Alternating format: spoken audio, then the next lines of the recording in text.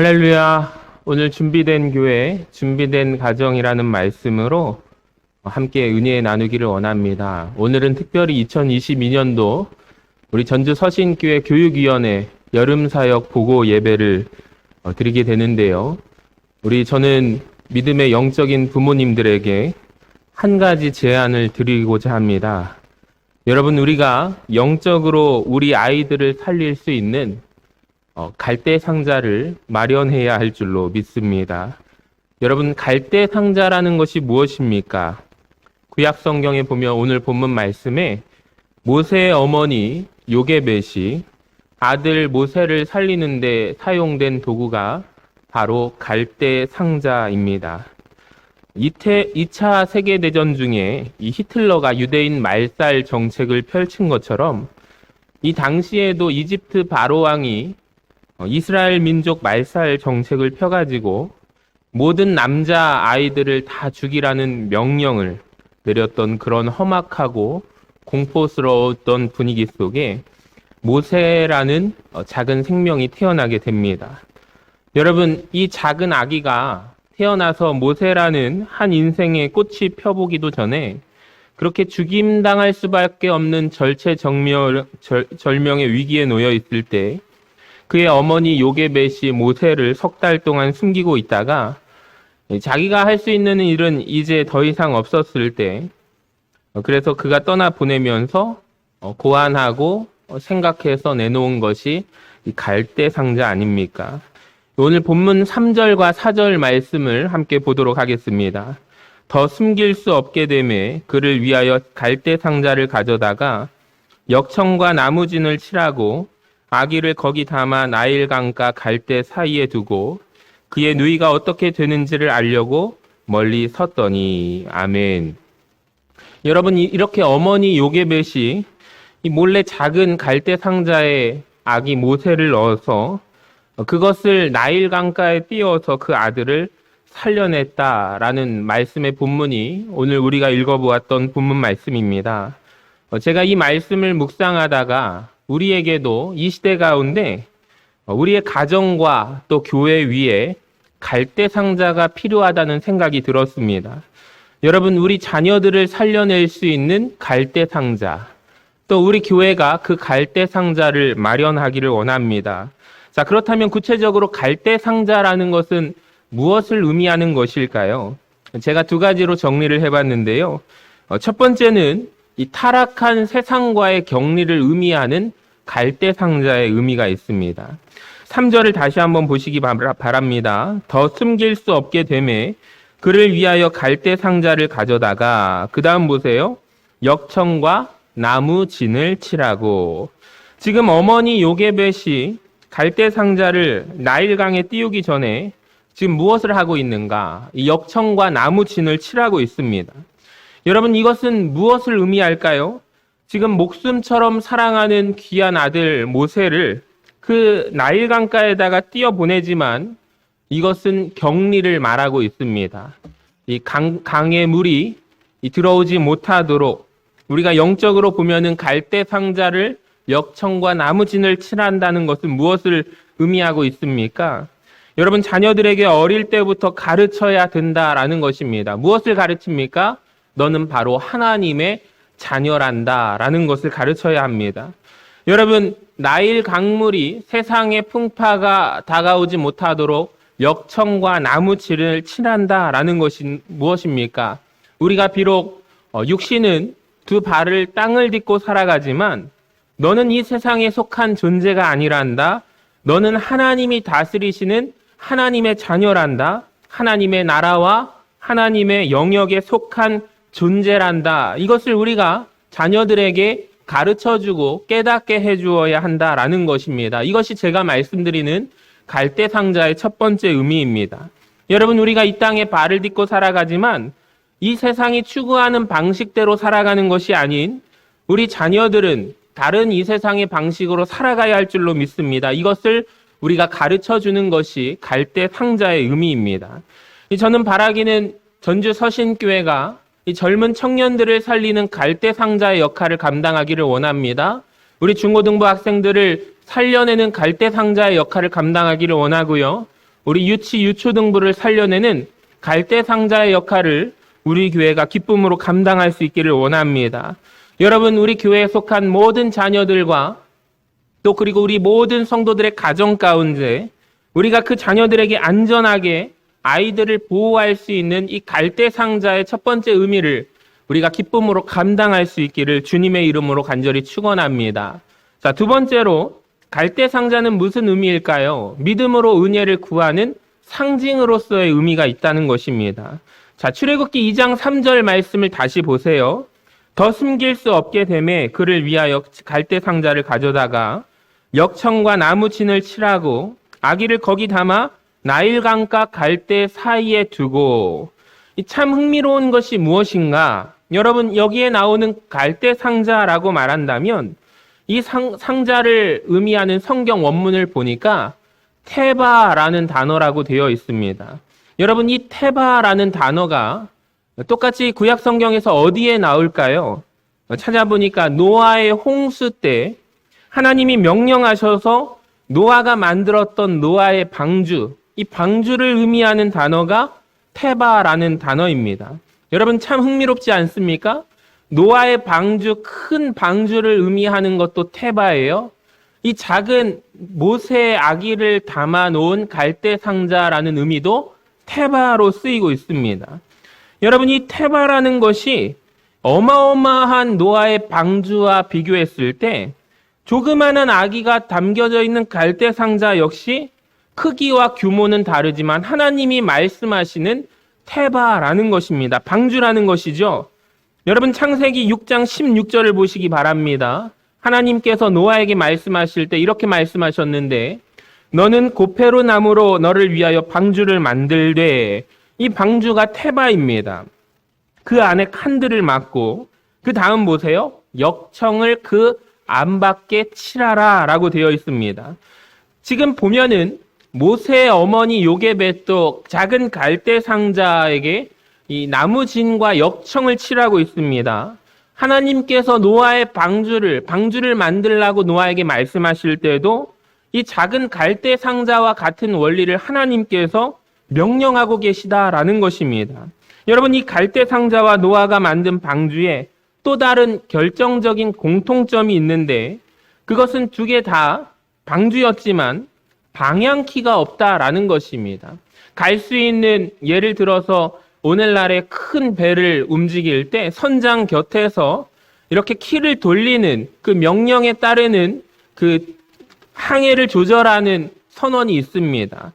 우리가 생각할 때 방향을 조절해서 이 배에 모터가 있고요, 엔진이 있고요, 힘을, 동력을 구동해서 원하는 방향으로 꺾어서 물살을 헤치고 나아가는 것이 배의 역할 아닙니까? 근데 오늘 보니까 노아의 방주도 그렇고 이 작은 갈대 상자도 그렇고 방향키가 없다는 것입니다. 엔진이 없습니다. 그래서 여러분, 창세기 7장 18절에 보시면 노아의 방주가 이 시대의 배와 다른 부분들이 이렇게 나와 있습니다. 물이 더 많아져 땅에 넘침에 방주가 물 위에 떠다녔으며 라고 되어 있습니다. 여러분, 이 말씀을 보면서 우리는 어떤 머릿속에 연상이 그려집니까? 노아가 지금 자기의 지식과 머리를, 경험을 동원해서 방향키를 잡고서 내가 배를 저쪽으로 가야지, 저쪽으로 가야 우리가 산다, 오른편으로 뱃머리를 돌려야 우리가 산다. 여러분, 이런 몸부림이 하나도 없는 상태가 노아의 방주라는 것입니다. 그저 방주가 물 위에 떠다니는 상태입니다. 이게 그토록 보여주는 모습으로 무력하기 짝이 없는 노아의 모습들, 노아의 가족들의 모습들, 이 방주 안에 들어있는 사람들의 모습들이고요. 영적으로 볼 때는 그 온전히 방향키를 누구에게 맡겼느냐? 하나님의 손에 맡겼다라는 것입니다. 우리가 열심히 노력해서 나의 경험과 지식으로 이 큰 배, 방주를 우리가 이끌어가는 것이 아니라 하나님께 온전히 모든 것을 내어 맡긴 채 잠잠히 두려움 가운데서도 떨지만 하나님께 기도하는 노아의 모습이 생각나지 않습니까? 그러니까 노아의 방주가 다른 것은 온전히 방향키를 하나님 앞에 맡기었다라는 것입니다. 근데 모세의 어머니 요게벳도 마찬가지예요. 이 작은 갈대 상자, 귀한데 사랑하는 아들을 담은 이 모세 아기를 담은 갈대 상자 역시 이 갈대 상자를 이 나일 강가에 띄우는 요게벳의 마음도 마찬가지입니다. 나의 힘으로 감당할 수 없으니 하나님께 이 생명을 맡깁니다. 하나님 살려주세요. 하나님께 방향키를 내어 맡기는 것입니다. 여러분 생각해 보시면 요게벳이요 갈대 상자를 만든 것은 그녀의 방법이 아니었습니다.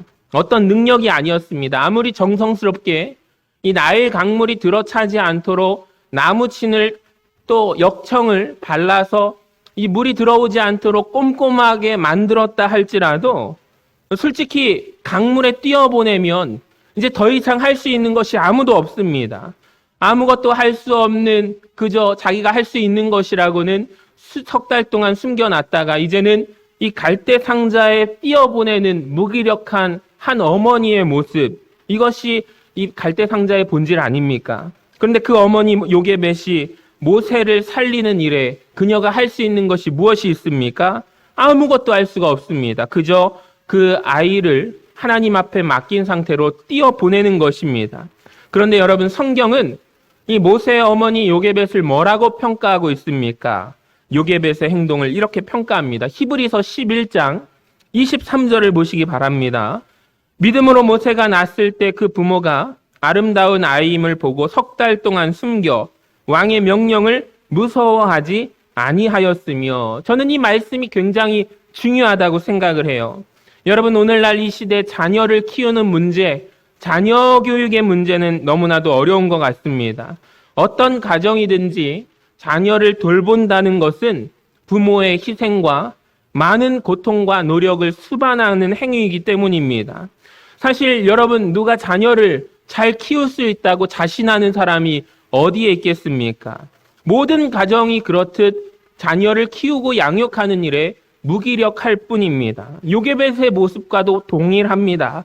여러분 누군가가 자신할 수 있단 말입니까? 근데 여기에는 영적인 비밀이 담겨져 있다라는 것입니다. 요게벳이 겉으로 보여지는 무기력증의 상징, 내가 어머니가 되어가지고 이 자녀를 보호할 힘이 나에게 없어서 지금 강물을 뛰어보내는 이런 부족하고 무기력한 행위 속에 여러분 그런데 그녀의 믿음이 담겨져 있습니다. 하나님을 향한, 하나님이 자녀를 하나님께 맡기오니 하나님께서 살려주시옵소서. 이 무기력하지만 그녀의 마음속에 믿음의 행위, 믿음이 담겨지게 되니까 어떠한 일이 나타날까요? 하나님의 능력이 나타나는 것입니다. 여러분 우리가 다 알고 있는 내용 아닙니까?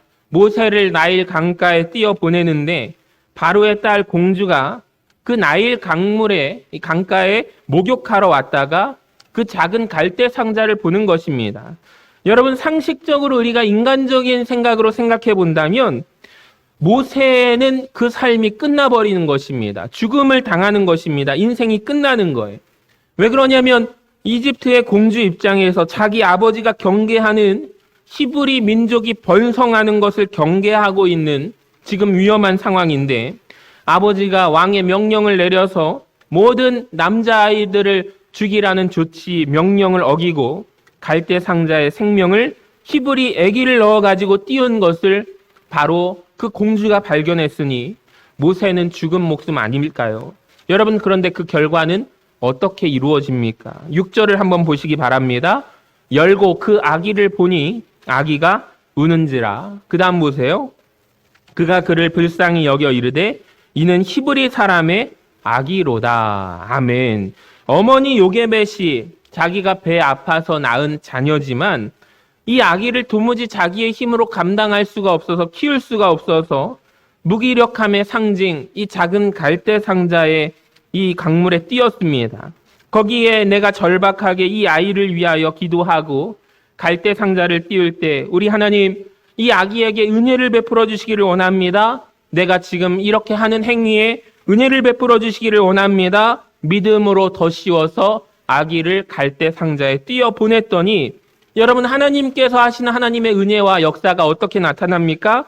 다시 한번 말씀을 보여주시면 공주가 그것을 보고 분노하며 죽여버리라는 감정으로 나타나지 않았고 그 모세를 바라보며 그를 불쌍히 여겨 이르되 이 마음으로 나타났다라는 것입니다. 여러분, 어머니 요게벳이 믿음으로 하나님을 의지하며 그 아이를 강물에 떠나보냈더니 하나님께서 역사하여 주셔서 하나님의 은혜로 말미암아 그 바로 왕의 딸 공주가 그 모세를 불쌍히 여겼답니다. 여러분, 사랑하는 여러분, 저는 모든 여러분의 가정 가운데 여러분의 모든 자녀들에게 모세가 누린 이 은혜를 누릴 수 있기를 주님의 이름으로 간절히 축원합니다. 그러려면 우리에게 필요한 것은 무엇입니까? 부모로서 믿음이 필요하다라는 것입니다. 제가 여러분 갈대상자가 필요하다고 말씀드렸는데요. 오늘 이 시대에 우리가 진정한 갈대상자, 바로 예수 그리스도이심을 믿음으로 나아갈 수 있기를 원합니다. 자, 우리 부모들이 먼저 해야 할 것이 있습니다. 다음 세대의 부흥을 위해서는 지금 이 현 세대, 우리 세대가 먼저 하나님을 만나야 합니다. 여러분, 그 만남이 이루어져야 다음 세대의 부흥이 있는 것이지 현 세대를 거쳐버리고 다음 세대 부흥 절대로 오지 않습니다. 여러분, 먼저 진정한 갈대상자인 예수님을 만나시기를 바랍니다. 그 다음에 우리의 자녀들을 위하여 갈대상자를 우리가 준비해야 합니다. 우리가 준비해야 하는 갈대상자는 바깥에서 있는 어떤 물건이 아닙니다. 바로 변화된, 예수님을 만나서 변화된 우리 자신이 필요합니다. 사랑하는 여러분, 우리 자신이 먼저 우리의 자녀들 앞에서 갈대상자가 되어야 할 줄로 믿습니다. 여러분, 질문 드리겠습니다. 여러분은 과연 여러분 자녀들에게 갈대상자가 되십니까? 이 혼미한 세상 가운데 우리 자녀가 우리 가정에 태어났기 때문에, 내 자녀로 태어났기 때문에 나라는 갈대상자를 우리 자녀가, 이 아이가 만났기 때문에 혼란 없이 이 세상적인 세속적인 물살 가운데서 하나님을 바라보며 잘 믿음으로 자라고 있나요? 여러분, 우리의 자녀들이 이 세상에 나가서 혼란하게 살아가는 근본적인 원인이 무엇인가 보면은 우리가 먼저 믿음으로 갈대상자가 되지 못했기 때문 아닙니까? 저는 이 설교를 준비하면서 이 말씀 가운데 이 장면이 떠올랐습니다. 바로 여름성경학교 첫째 날 우리 아이들과 함께 나누었던 말씀이 바로 회당장 야이로의 딸 달리다굼의 역사였습니다. 회당장 야이로의 딸이 죽었습니다. 절망 가운데 있었습니다. 그랬더니 마가복음 5장 41절에 그 아이의 손을 잡고 이르시되 달리다굼 하시니, 번역하면 곧 내가 내게 말하노니 소녀야 일어나라 하심이라. 아멘. 사랑하는 여러분, 우리 가정들마다 주님의 선포가 있게 되기를 원합니다. 이 달리다굼의 선포가 필요한 가정이 오늘날 이 시대에 얼마나 많이 있습니까? 내가 내 자녀의 방향키를 쥐었습니다. 내가 내 자녀의 인생의 방향키를 쥐고서 이쪽으로 가면 옳은 길인 줄 알고 그 키를 조절했지만 결국에 우리 가정이 혼미한 자리에 빠지게 되고, 내가 내 자녀인 줄 알고 내 자녀를 어떻게 해보려고 키를 이리저리로 조작하다가 절망에 빠져 있고 세상에 낙심하고 있는 우리 자녀들을 향하여 오늘 이 시대 가운데 우리가 바라보아야 할 것은 우리의 진정한 갈대상자 되시는 예수 그리스도를 바라보기를 원합니다.